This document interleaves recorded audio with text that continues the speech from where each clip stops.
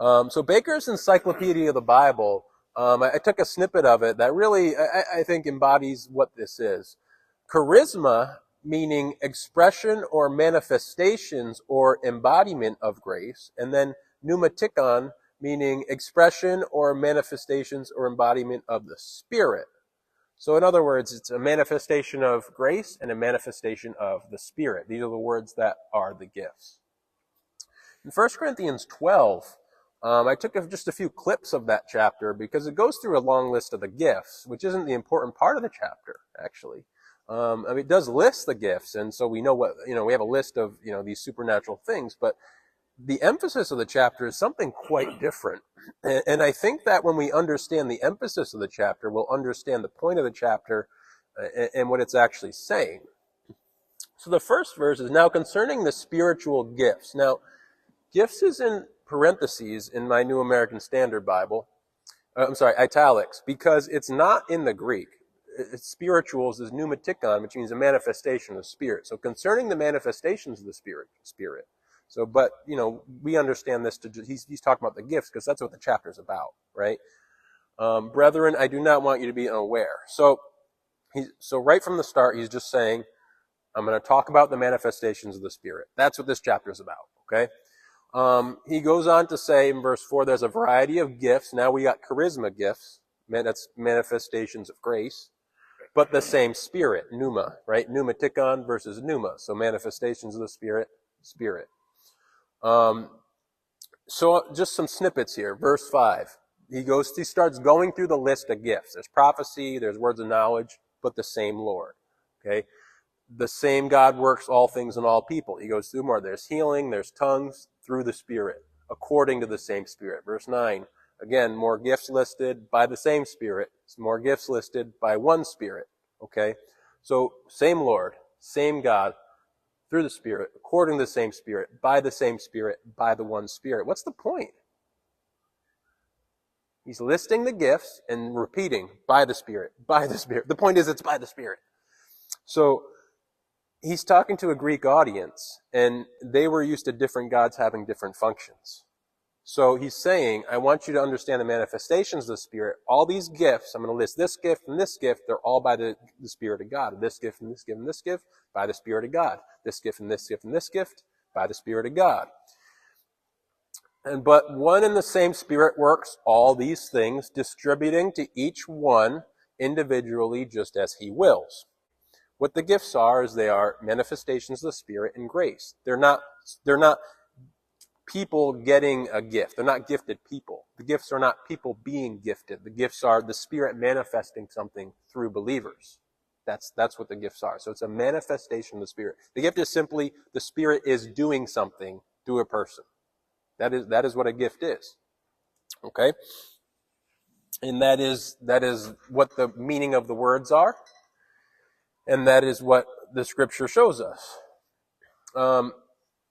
Paul says 3 times, the gifts must be eagerly pursued. He's saying, eagerly pursue these gifts. This means that just like any task, skill, hobby, sport, or job, the gifts require practice, patience, and personal investment. Hence why the sick go to the elders in James 5:14, because the elders have practiced it. They have sought the gifts. They're the people, if you're sick, you go to an elder because they're the ones who are this close to God and have invested their time in fasting and prayer and getting close to God and the doctrine and renewing their mind to faith. This also means the process is not entirely determined by God. The people have to pursue the gifts. So there is a responsibility on the people there. It's not a deterministic thing. So the way I pursued the healing ministry, for example, was I bought books, I bought lessons, I specifically picked all the scriptures. I literally have a list of all of Jesus' miracles, combed through them all, read all the scriptures of Jesus' miracles, all the apostles' miracles, made a list of it, went through every single one. What did they do? How did they minister to these people?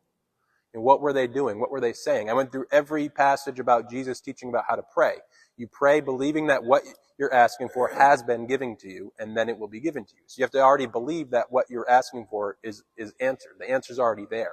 You have to actually believe that way. That's what Jesus says. So I had to train my brain. I would pace my house, up and down the hallway of my house. When I pray, I'm believing. And if I'll pray, and then I'll imagine that person being healed because I'm believing that that is the answer that's going to be given. So I'm training my brain to be in faith. And as he just said, that was a great point. As you go through the ministry, I started laying hands and praying for people. And as you go through the ministry, the Spirit guides you and teaches you. So I started to learn kind of this groove of how to inspire faith in people in a short conversation. How to open up someone respectfully and kindly to let me pray for them and lay hands on them, So you kind of, you the Spirit and you go through this walk and journey. And so rather than just saying the gifts don't exist, and I'm just going to pray a prayer and hope God answers and still be scared that maybe God won't answer. Rather, I'm renewing my mind to believe for it, expect the answer, have confidence in God for it. And again, your doctrine's very important to this. And so it's learning the scripture on it. I memorized a bunch of scriptures in healing, and when I ministered to people, I would use those scriptures that I had memorized. And so these are ways you can pursue the gifts. And the same with prophecy. You go and start ministering to people and believe that God's going to use you to speak his words through you. And then you find, you talk to somebody, then they're like, oh, you know exactly what's going on in my life. Like, how did you know that? And then you're like, oh, this is what it feels like to hear God and let him speak through you. So by practicing it, it works. And then with healing ministry, it's you go and lay hands, you believe, and then you follow up with them and you either test it immediately. God just said, get up and walk. What do you see? Eyes open. What do you see now? Oh, now I see people walking around, right? So the test that Jesus did was just be healed. By your faith, it's granted to you. Can you see now? Can you walk now? Test it, right? So the testing with healing is, can you see now? Can you walk now? Follow up with them. I'll follow up with people over a week's time too. You still feel good? Do you need more prayer? Do we need to minister again? Or are you still 100% good? Oh, you're good. Okay. And that inspires your faith too. And then, same with prophecy. It's is what I'm saying resonating with you? And then you're testing. Like one time I just said, I just said, all right, God, teach me how to hear your voice. And while I was praying one day, I believe I was probably in a fast, I was fasting and praying, and I heard God say, Fran's brother has cancer. So I go up to Fran the next day at work, my secretary at work, and I go, you got any siblings?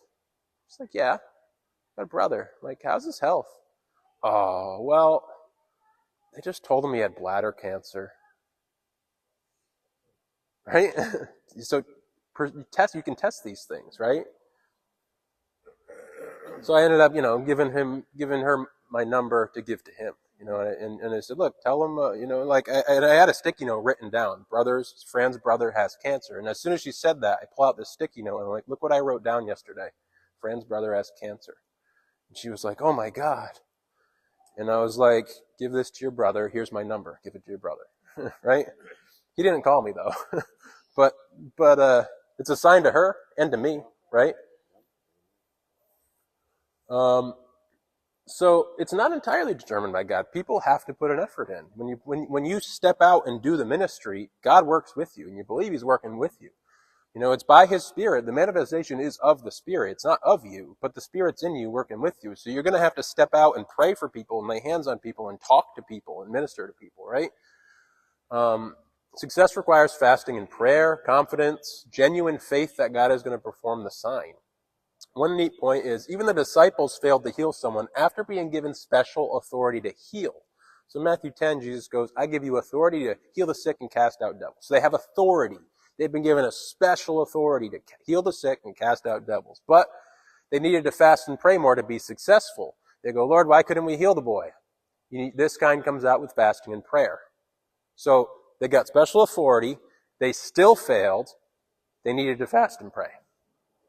Right? So the answers are there. And it shows that even if you have a special gifting, like the authority given, it doesn't mean it's going to work if you're not in faith. And Jesus got frustrated with them. He goes, you perverse generation, how long do I need to put up with you?